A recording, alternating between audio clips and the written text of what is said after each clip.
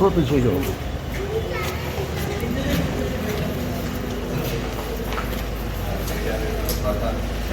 बोलो सदगुरुदेव भगवान की जय। बता दिया है, मैं उससे अलग हटूंगा नहीं।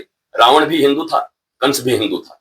हिंदू राष्ट्र या सनातन राष्ट्र, आध्यात्मिक राष्ट्र, वो राष्ट्र जहां चेतना हो, वो राष्ट्र जहां आनंद हो, वो राष्ट्र जहां मनुष्य मनुष्यता के बात को समझ पाया हो कि मैं मनुष्य के रूप में आया हूं।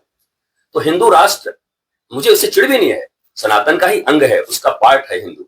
लेकिन मुझे ऐसा लगता है केवल हिंदू राष्ट्र होगा तो कल कोई रावण भी हिंदू के नाम पर आ जाकर देखो भाई मैं हिंदू हूं, हमारा राष्ट्र होना चाहिए, कंस भी हिंदू राष्ट्र बना देगा। तो मैं चाहता हूं चेतना राष्ट्र हो, सनातन राष्ट्र हो, आध्यात्मिक राष्ट्र हो। आध्यात्म केवल दैहिक स्तर पर नहीं हो, देह के स्तर पर होगा तो युद्ध होगा, हिरण्यकश्यप, रावण, ये कंस, पर जब आत्मा के स्तर पर होंगे तो हम समझेंगे सर्वभूतों में मैं ही हूं। तो मैं चाहूंगा आध्यात्मिक राष्ट्र भारत था, भारत आध्यात्मिक राष्ट्र ही बने। और भारत आध्यात्मिक राष्ट्र के कारण ही विश्व गुरु था, केवल अपने बल के कारण नहीं था, सैन्य शक्ति के बल पर नहीं था, ज्ञान शक्ति के बल पर था। ज्ञान शक्ति का विकास होगा तो मनुष्य की चेतना ऊपर उठेगी, ऊर्जा से भरेगा, उसके ऊर्जा का सदुपयोग हो पाएगा। तो मैं भारत के लिए प्रार्थना करता हूं कि भारत एक संपूर्ण आध्यात्मिक सनातन राष्ट्र बने। भारतीय सनातन संस्कृति में अमृत की खोज है, सत्य की खोज है। पूरा जीवन विश्व भुला हुआ है। पूरी दुनिया में आज आप देखेंगे डिप्रेशन, टेंशन ज्यादा बढ़ा हुआ है, हर आदमी तनाव में है। हम इस पृथ्वी पर 70 से 80 साल 90 साल के लिए आते हैं आनंदित जीवन जीने के लिए प्रकृति के साथ, पर एक्सटर्नल हमारा बहुत डेवलपमेंट हुआ पर इंटरनल हम वीक होते गए, कमजोर होते गए। बाहर 21वीं शताब्दी में है। अभी आपने मिक्सी की आवाज सुनी होगी, एक जमाने में वो बड़ी मुश्किल से मसालों को पीसा जाता था, अभी तो जस्टर से ऐसे चुटकी बजाओ आप और सारे मसाले पीस के आ जाते हैं। आदमी के पास यंत्र आया पर समय कम होते गए। आप जिससे भी पूछोगे तो बोलेगा क्या करूं, मरने की भी फुर्सत नहीं है। तो इतने यंत्र बने, आप इतने डेवलप हो गए, आपका समय कहां गया? आप पागलों की तरह क्यों घूम रहे हैं? तो महाकुंभ भारतीय सनातन संस्कृति, परंपरा और प्राचीन जो हमारा ज्ञान और आधुनिक विज्ञान के समन्वय का एक स्थान था, जहां पर देश के विभिन्न वो ऋषि जो साइंटिस्ट ही होते हैं, वैज्ञानिक ही होते हैं। बस अंतर इतना ही है कि कोई बाहर की चीजों को खोज रहा है, कोई अंतर की चीजों को खोज रहा है। अभी आप सब कैमरे लगा के यहाँ बैठे हुए हैं, तो ये चीजें आप चाहे तो लाइव भी कर सकते हैं, डायरेक्ट करोड़ों लोग देख सकते हैं। पर ये बात तो संजय उस समय भी कर सकते थे। संजय वहां से बैठे बैठे धृतराष्ट्र को सब सुना रहे थे, तब चीजें इनबिल्ट थी। अब एक्सटर्नल यंत्र के माध्यम से है और एक दिन फिर ये इनबिल्ट होंगी, क्योंकि सब कुछ इसके भीतर ही है। तो महाकुंभ इन्हीं सत्य को खोजने का स्थान है। महाकुंभ कोई एक इवेंट नहीं है, कोई एक साधारण मेला नहीं है वस्तु देखने का, लेकिन आप जाएं और अपने आंतरिक सत्य को खोजें कि मनुष्य इतना परेशान क्यों है, हैरान क्यों है, अभी चेतना के स्तर को और कैसे उन्नत करना है। इसके लिए महाकुंभ में वहां रहा भी, कम से कम 12-14 दिन रहा और बीच में एक घटना भी हुई, आपने देखा, भगदड़ हुई, कुछ लोग उसमें प्राण गंवाए। तो हर जगह कुछ न कुछ सीखने को मिलता है, जानने को मिलता है और मनुष्य अपनी चेतना का स्तर ऊंचा करते हुए कैसे आनंदित रह सकता है पूरी दुनिया के साथ कनेक्ट कर। वसुधैव कुटुंबकम सर्वे भवन्तु सुखिनः सर्वे सन्तु निरामया, सब तो सनातन में ही है। तो दुनिया की एकमात्र ऐसी संस्कृति है जो पूरी वसुधा को अपना कुटुंब मानती है। दुनिया की एकमात्र संस्कृति है जो कहती है सर्वे भवन्तु सुखिनः, वो अपने सुख की कामना नहीं करती, बोला सभी सुखी हो, सबका मंगल हो। तो इस सनातन के इस सबसे बड़े महाकुंभ में जाकर लोगों ने बहुत कुछ सीखा है। हम तो आनंद लिए, सीखे और आगे जो जो इस शरीर से परमात्मा कराएंगे वो करते रहेंगे। लक्षण देख रहे हैं ना, कारण नहीं देखते हैं हम लोग, कारण नहीं देखते। नशा क्या होता है? नशा का अर्थ क्या होता है? जब आदमी को आंतरिक खुशी नहीं मिलती तो बाहर से खुशी लेना चाहता है। 4 घंटे के लिए शराब पी करके खुश होना चाहता है, स्मैक पी के खुश होना चाहता है, गांजा पी के खुश होना चाहता है। आंतरिक खुशी उसे नहीं मिल रही है समझ के कारण, तो बाहर से खुशियां चाहता है। जब जब संस्कृति का अभाव होगा, मैं बोले कि शिक्षा आप पढ़ रहे हैं, आप बड़ा न भैया सबसे बड़ा रुपया, आपकी शिक्षा सिर्फ एम्प्लॉयमेंट के लिए है। आप अगर वास्तव में पत्रकार हैं तो क्या आप सत्य के खोज के लिए रहते हैं? पहला आपका जिम्मेवारी, आप क्या बोलेंगे? अरे भैया बाल बच्चा है, परिवार है, हमारी भी रोजी रोटी है, तो हमारा पहला ध्यान कहाँ रहता है? हमारे एम्प्लॉयमेंट पर, रोजी रोटी पर प्राचीन ऋषियों का ध्यान कहाँ रहता था? बोला तो हम प्रकृति से भी कुछ खा लेंगे, पी लेंगे, नदियों का जल पी लेंगे, पर हम इस जीवन में आए हैं तो अपने जीवन को आनंदित करने के लिए, और हमारे जीवन से जो सूत्र निकले उस जीवन के सूत्र से लोग आनंदित हों। पहले बात अलग थी। हमारी क्या गलती, युवाओं की क्या गलती है? आप मैकोलिक शिक्षा व्यवस्था पढ़ा रहे हो, आप अपनी सनातन संस्कृति के 16 संस्कारों को जानते नहीं हो कि 16 संस्कार क्या हैं। 64 कला की विद्या भगवान श्री कृष्ण ने प्राप्त की, इसी में सारा एरोस्पेस, सारी टेक्नोलॉजी सब कुछ आते हैं, एम्प्लॉयमेंट भी इसी में आता है, वो आपने दिया नहीं। तो जो आप अपने बच्चों को पढ़ाया नहीं, बच्चों क्या, हमारे पिताजी के पिताजी, अरे जब से मैकोले का लागू हुआ है तो वो भी तो कभी जवान होंगे, वो भी मैकोले की ही पढ़े हुए लोग हैं। इसलिए ये चीजें सब समाप्त हो गई हैं इन्हीं महाकुंभ के माध्यम से, सनातन संस्कृति के उद्भव के माध्यम से। हालांकि अभी भी केवल भीड़ है, ये भीड़, भेड़ और भाड़, भीड़ में अक्सर भाड़ मिलते हैं, भीड़ मिलते हैं। इस भीड़ से कुछ होने वाला नहीं है। आप 10 करोड़ का भीड़ लगा दो, क्या कर लोगे? उससे क्या होगा? उसमें चैतन्य कितने हैं, उसमें विवेकवान कितने हैं? वो कौन है जो चेतना के स्तर को समझते हैं? कौन है जो 7 चक्रों को समझते हैं? कौन है जो हृदय से जी रहे हैं? कौन है जो केवल माइंड से जी रहा है? कौन है जो सक्सेस एट एनी कॉस्ट, लाशों के ऊपर भी हमें सक्सेस प्राप्त करना है? तो चेतना के स्तर के विकास को अध्यात्म कहते हैं। The beginning of real spirituality, who am I, मैं कौन हूं, यह जानना है।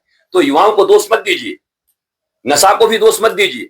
जैसे जैसे चेतना विकसित होगी वैसे वैसे मनुष्य इससे दूर हटेगा। नाम खुमारी नान का, आप तो सिख हैं, नानक जी ने क्या कहा?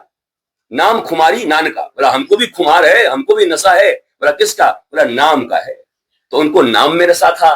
अब वो नाम का नशा जिसको पता नहीं है उसको बाहर शराब का नशा लेना पड़ रहा है। जब वो समझ जाएगा तो उसको भी नाम में नशा मिलना शुरू हो जाएगा। उन्होंने ये कहा हुआ है कि जल्दी में उन्होंने कुछ कहा है, कोई बात कह दी। अब वो युवा हैं, साधु हैं, उनके मन में जो भावना आया, देश काल परिवेश के अनुसार कहाँ क्या बोलना चाहिए, और आदमी अनुभव से सीखता है। तो मुझे ऐसा लगता है कि ये तो सत्य है कि आप गंगा जी के किनारे जाते हैं मोक्ष प्राप्ति के लिए, काशी जाते हैं ना मोक्ष प्राप्ति के लिए, लेकिन आप जाते हैं मोक्ष प्राप्ति के लिए, आप कुचल के, दब के मर गए तो मोक्ष प्राप्ति हो गई। तो ये चीजें समयानुकूल ठीक नहीं थी, मुझे ऐसा लगता है। सीखना चाहिए। बोलने के पहले मुझे लगता है कि धर्म के ऊपर या किसी चीज के ऊपर अपनी पकड़ रखनी चाहिए। और ये उनका बयान है, शायद उन्होंने खंडन भी किया है, जहां तक मुझे लगता है खंडन भी किया उन्होंने। तो उचित समय पर उचित बयान, टाइम, प्लेस एंड पर्सन, देश, काल और पात्र। अगर आप धार्मिक हैं तो आप इतना जरूर समझें, आप पत्रकार हैं तो आप भी नारद जी के वंशज हैं। जर्नलिज्म के गुरु नारद जी हैं, जो देवताओं के पास भी बैठते थे और दानवों के पास भी बैठते थे, और दोनों जगह उनकी बड़ी पूछ थी, वेलकम होता था उनका। पर वो हर जगह से सत्य निकाल के लाते थे। ऐसा नहीं कि दानवों के पास बैठ गए तो बोला जी नारद जी तो दानवों के साथ मिल गए। नहीं नहीं नहीं नहीं, जर्नलिज्म का काम है सत्य को खोजना, पर्दाफाश करना, पर्दे के पीछे क्या है उस चीज को सामने लाना। तो वो काम पत्रकार कर लेते हैं। तो मुझे लगता है देश, काल, पात्र के अनुसार साधु को, किसी सहज व्यक्ति को, साधारण व्यक्ति को, परिवार को, रिलेशनशिप में हर जगह इसका बड़ा महत्व है। किस समय कौन सी वाणी किसके लिए बोली जा रही है, ये महत्वपूर्ण है। जून के महीने में यहां पर कंबल दे दूं आपको ओढ़ने के लिए और कश्मीर से मंगवा दूं पश्मीना 20 या आपको ओढ़ना पड़ेगा तो मर जाओगे, पर वही ठंडे में दे दूं तो आपके लिए अमृत का काम करेगा। तो टाइम, प्लेस एंड पर्सन कह रहा है कि आंकड़े ज्यादा है तो सरकार की जिम्मेवारी बनती है कि वो आंकड़ों को प्रस्तुत करे। जो लोग लापता हुए, जो लोग खोए हैं, जिनके माता पिता या परिवार गए हैं, तो मिसिंग अपना दर्ज कराएंगे कि हमारे भी खोए हैं, तो पता चल जाएगा कितने लोग मिसिंग हैं। गुरु जी आप वहीं थे, घटना की वास्तविक। देखिए, मैंने इसका एक कारण बताया था कि हम केवल सरकार और प्रशासन को जिम्मेवार ठहरा के रुक नहीं सकते। करोड़ों लोग जहां आ रहे हैं तो जो सबसे पीछे आदमी खड़ा था और जो सबसे आगे स्नान करने के लिए खड़ा था, सबसे पीछे वाले के मन में अगर वासना उत्पन्न नहीं हुई होती, हम आएंगे तो पीछे पर स्नान करेंगे आगे, यही तो रीति है ना। इसलिए तो दुनिया में मारकाट बचा हुआ है ना। हम रहेंगे पीछे पर हमको प्रसाद सबसे आगे चाहिए, हम जाएंगे सबसे बाद में पर हमको वीआईपी दर्शन चाहिए, हम पहुंचेंगे टाइम पर स्टेज पर हमें होना चाहिए। ये सबकी प्रवृत्ति है। तो उस प्रवृत्ति के कारण वो पीछे वाला व्यक्ति जिसने सिर्फ अपने स्नान करने के लिए और पुण्य प्राप्त करने के लिए पहले व्यक्ति को धक्का दिया होगा और इतने लोग मारे गए, तो पुण्य तो उसको कितना मिला होगा आप समझ ही गए होंगे। बल्कि वो व्यक्ति अगर पीछे खड़ा रह जाता, बल्कि आप, आपके परिवार, अपने भाइयों को भी आप समझाएंगे कि कभी जीवन में ऐसा अवसर मिले, कभी दर्शन करने का, स्नान करने का, और आप पीछे खड़े हैं तो पीछे खड़े रह जाना, बल्कि लोगों के स्नान करने में मदद कर देना। मुझे लगता है भगवान कहते हैं परहित सरिस धर्म नहीं भाई, रामचरितमानस का ये सबसे बड़ा चीज है। दूसरे के हित के समान कोई दूसरा धर्म नहीं है। वैसे ही व्यास जी कहते हैं कि भैया अष्टादश पुराणेषु व्यासस्य वचनम द्वयम परोपकाराय पुण्याय पापाय पर पीड़नम। मैंने इतने पुराण लिखे, वेदों का विभाजन कर दिया, पर मुझे दो ही चीजें समझ में आई। क्या बोला? परोपकाराय पुण्याय। पर उपकार से बड़ा पुण्य कुछ नहीं होता। अगर व्यास जी को मानने वाले सनातनी वहां खड़े होते, स्नान करने वाले खड़े होते, तो कभी धक्का नहीं देते, क्योंकि उनको याद होता व्यास जी का ये वचन कि पर उपकार, मैं पीछे आया हूं तो पीछे ही रहूंगा, मैं धक्के नहीं दूंगा। और जब सबसे पीछे वाला धक्का दे देगा तो फिर आगे कंट्रोल कर नहीं सकते आप। तो उन व्यक्तियों ने जिनके कारण ये घटना हुई, क्या वो रिस्पॉन्सिबल नहीं है? केवल सरकार को आप गाली देंगे, केवल प्रशासन को आप गाली देंगे? आपको जल्दी स्नान करना था, आप क्यों ही अपने लोभ को रोक पाए? आप इतने स्वार्थी क्यों हो गए कि जो आगे गया उसको आपने आगे स्नान नहीं करने दिया?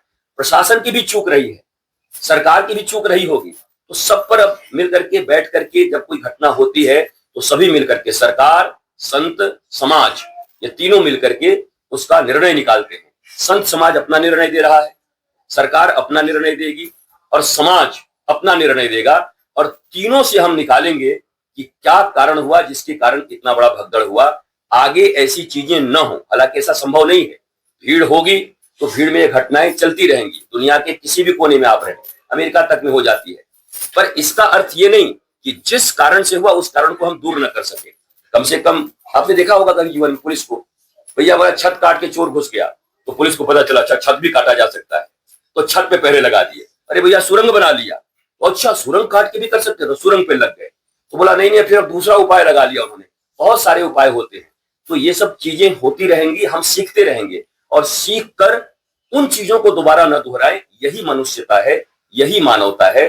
चीजें नहीं होंगी ऐसा नहीं कहा जा सकता, पर दोबारा वही घटना हम करें तो हम मनुष्य नहीं पशु के समान हो सकते हैं। हमारी गिनती पशु में होगी।